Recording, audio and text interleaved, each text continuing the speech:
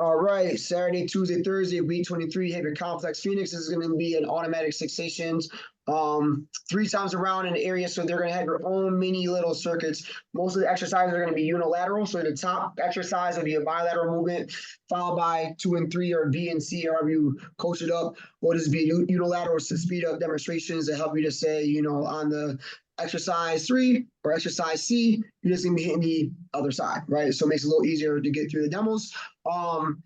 And especially with crowd control, if you have larger classes, it's a great format for people to stay in one spot, use the same equipment without coming back to the station, your equipment being gone, and all that bull crap, right? So we're gonna go into our dumbbell station first, depending on the location. You have your duck walk. So the duck walk's gonna be goblet style. Really you can just really focus on whatever you're doing goblet style here or keeping it low with the duck walks. You can just keep that same weight for the B stance too. Hip mobility, right? So if you want to focus more on hip mobility, try to focus on dropping the knee towards the ground and then duck walk as you alternate knee down to the ground. If that is a lot on the hips or your knees, just stick with a classic iso squat and then walk it out, staying low, and you have the added resistance with the dumbbell there. And then we're going to go into our B stance. Deadlift toward the heel. This gives a little more emphasis on the single leg without adding like a single leg balance. Again, with a B stance, it's toe to heel. So you're not going to a split stance. It's not a far distance from your heel. So you want to have your right toe right next to your left heel. The leg if your left leg is flat, right? The foot is flat on the ground. That's the leg you should feel the nice stretch in the hamstring. Keep a soft knee. Don't lock your knee out as you do hinge over. And again, as a bend, so you're pushing your butt back, not a squat. So you want to feel the stretch in the hamstrings and work the peach, right? Working the peach on this one. And fill the gap. So I like to have, if I'm doing this one in this type of session, you could technically put it on the dumbbell on the same side of the leg that is down, and you're just gonna get more leg dominant, where it becomes more core dominant when you're filling the gap. Just filling the gap around it makes it a little easier. So the toe that's down should be the arm the dumbbell's in. So if your right toe is down, the dumbbell should be in your right hand. If your left foot is flat, your left arm should be free. All right. And then we're gonna go into Nada Jacks. It's been a while from these. Like Nada Jacks, I think we brought was one of those the virtual movements that JC brought to us. So now we're just going to incorporate the ropes with this. So it's going to be more internal, external rotation, supinate grips. Your palm should be up as you work with this one. You can walk it out too if you're not working with the hop in there. So internal, external rotations, elbows to the side. You don't want your elbows to be flaring out like you're not out here. So you want to be here with it in this motion with the ropes. Woo, that was a quick switch. So we quick switch, not which feet. which feet. Quick switch. So you got 3 shakes, 3 quick shakes. You're just gonna turn your hips. It's all in the hips. Your shoulders should stay square to the wall, and you're just moving your hips. You shake it out. 1, 2, 3. Hit that shake or hit that switch. 1, 2, 3. Hit that switch. You want to have a nice base on this one. Soft knee, athletic stance. You're not locking out, so stay athletic. And work quickly through that with the shakes in that quick switch. So having a good base on that one.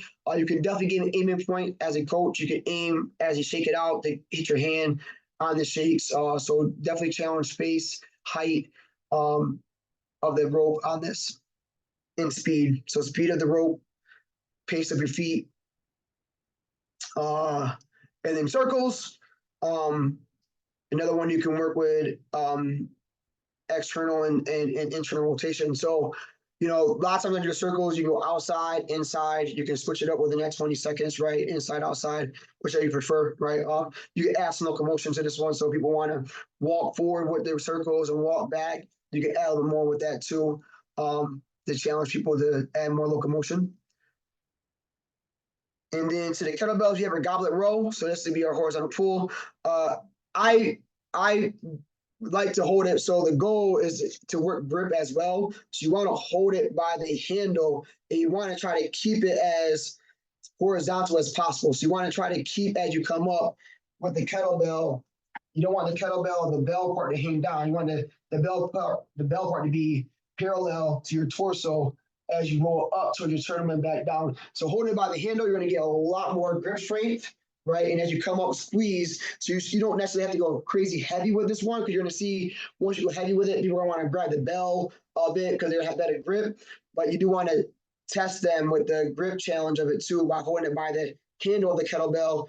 Keep the kettlebell parallel to your torso and bring the actual flat part. Well, not everyone's is flat. Like we have the flat part of the kettlebell that we want to bring up towards our sternum. So drive it I'm up. sorry to be a pain, bro, but would you mind just doing it with the kettlebell so I'm sure I'm getting it right?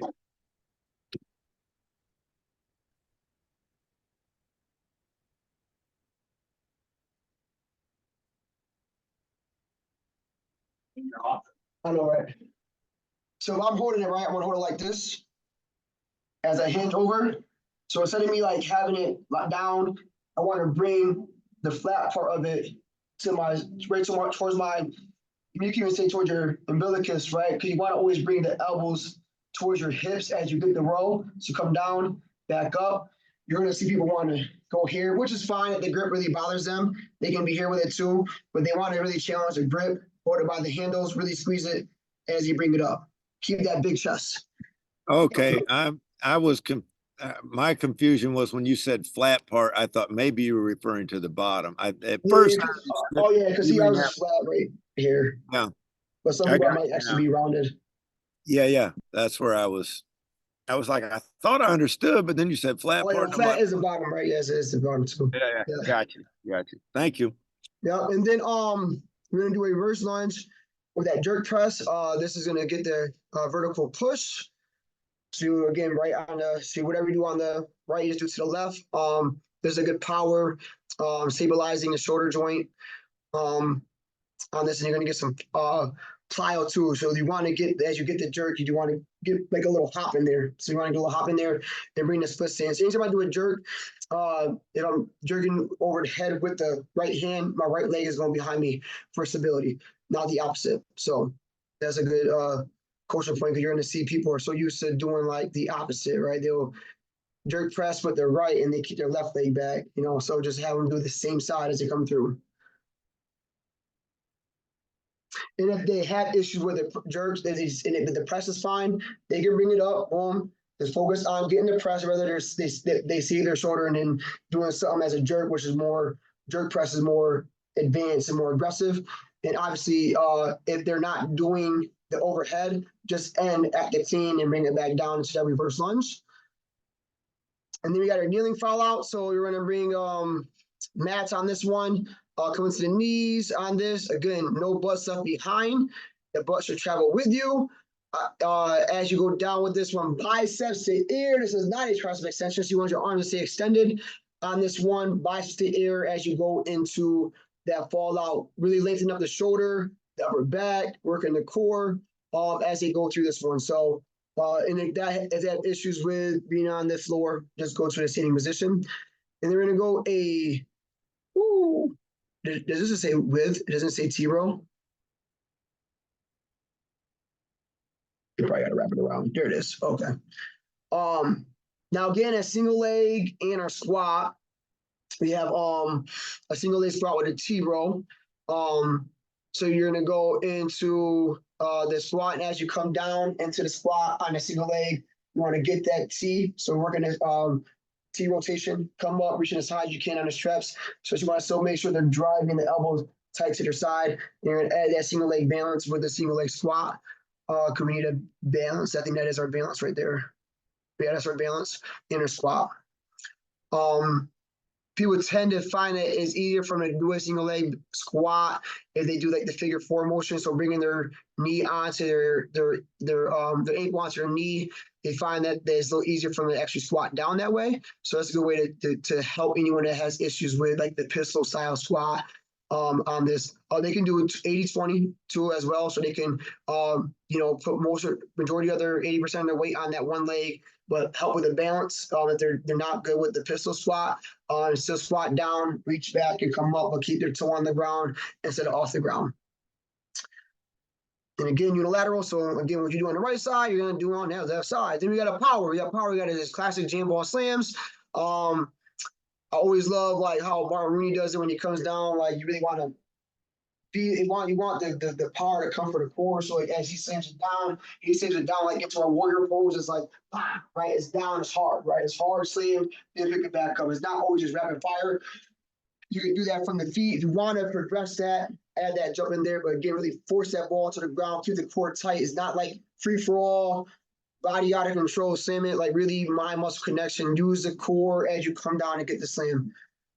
And you have your jam ball rollout. If you do have medicine ball rollout of medicine balls, you can honestly I wouldn't bring them by because members for some reason can't distinguish the two jam balls and medicine balls. So they will go sand the medicine ball and then break their nose.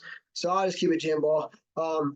It's a little softer on the wrist, so you're just gonna roll it out. So you're gonna get your horizontal push here. So your horizontal push as you go up, so you get that push up. So you're gonna get the push up going down as you roll up, get in the core, and then come back in. So your right side, left side, toes, or knees as a negative push up if need be. And then at the 6 station, we have your 4-point hops and the squat thrust. So just working like kind of like a globe hop. And then on that fourth, wherever you start at, you're gonna add that squat thrust. And then we have I thought I changed the single arm jumping jack, but maybe it is single arm jumping jack. I thought I changed it to, oh, I think I did change it. The video shows, which I'll send a new one out. Now just says it. The video shows, hold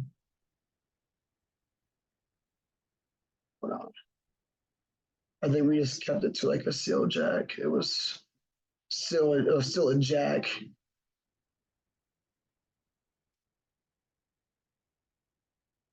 And for some reason, we don't have a single arm jumping jack on YouTube, which is weird. Yeah, so it's just gonna be a classic still jack. So it'll be that way on CloudFit, and all of a sudden read a different exercise. So just like a warm up still jacks on this one, and then we have a squat with a crisscross. So just a body weight station. And again, these are all gonna be 3 times around with a 30 to 40-second transition, depending on your class. 30 seconds should be plenty of time for them to grab some water, wipe stuff down, and move on to the next space in the room.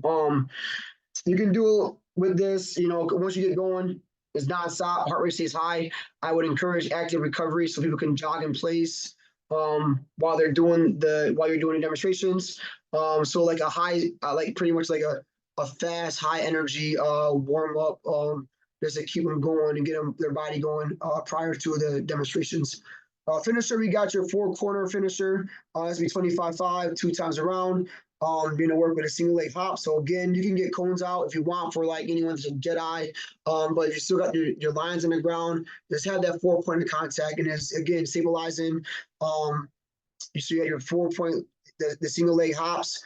Round 1, since you're going twice, round 1, right leg, round 2, left leg, right? And then you got your walk and high planks. You can even get a box out on this one, so members can walk around the box but still be in a high plank as you move your way around the box in that square motion.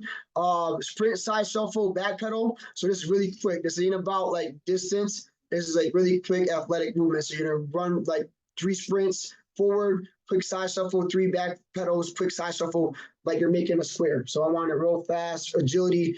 You might shorten the strides. So about shorten strides, not long strides. So people that have longer legs, tell them to imagine that they're shortening their strides, so their legs shouldn't be going as far, like they're a long strider. Have them go quick and fast. When you're doing this, keep your hips low. When you're making your way through this one, you got your 4-point low jumps. We're going to be the hopping on this as well. So you have your 4-corner finisher for the Complex Phoenix workout for Saturday, Tuesday, and Thursday.